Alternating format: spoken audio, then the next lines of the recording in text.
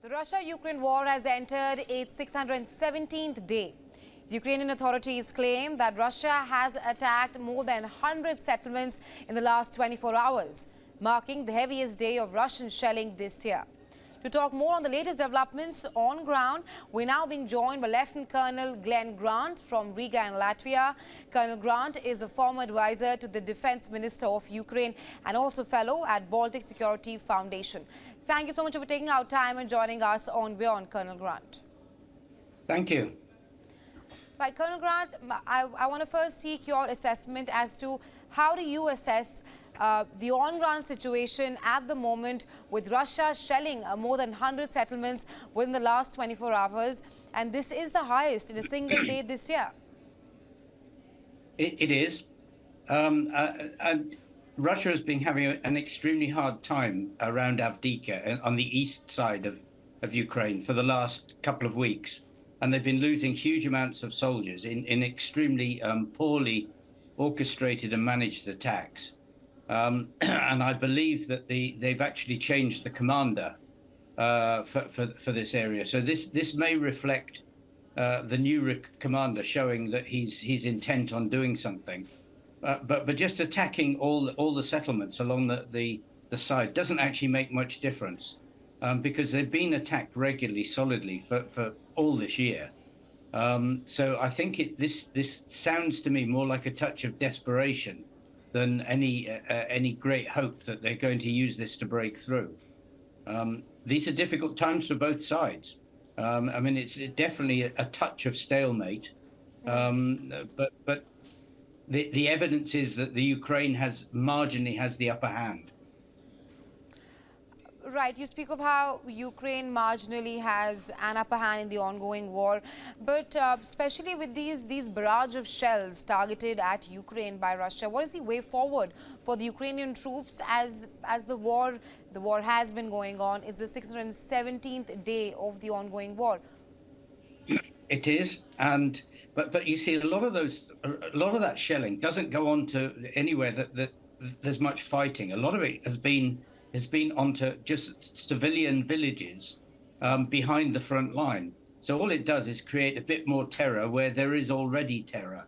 So yes, there'll be civilian casualties. Yes, some of the old people will have to move, but it doesn't actually change the fighting on the front line particularly. So this is more terror than it is specific fighting. But yeah. There have been lots of reports that the Ukrainian troops are tired, and it's not surprising. I mean, as you say, 600 days of war. But just remind you, that's 600 days since the big invasion. They were fighting for another 8 years before that. Right, Colonel Grant, I was just coming to that experts, they sense some kind of tiredness among the troops on both the sides, Russia and Ukraine. But I want to seek your assessment as to, do you think that the war is now moving into a new attritional stage which will benefit Russia? That's a good question.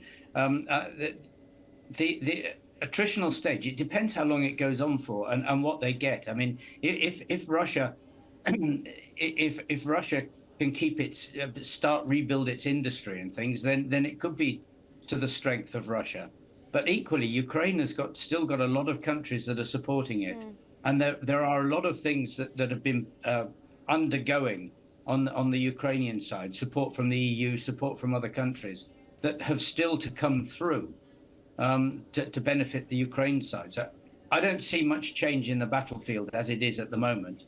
And I think both sides will get tired, but I don't think that it completely benefits Russia more than Ukraine, because the Russians are just losing too many people because they're not fighting very well. Yes, Colonel Grant. Now, I mean, the war has clearly crossed 600 days.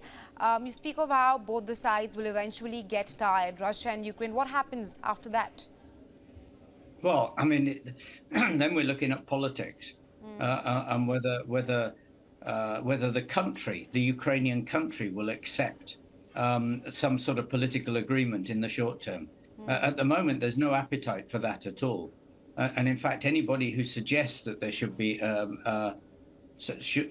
political agreement is pretty much given a hard time in Ukraine, because the population, what they want is the Ukrainian government to do things better, not to actually to give in because they're not doing things very well.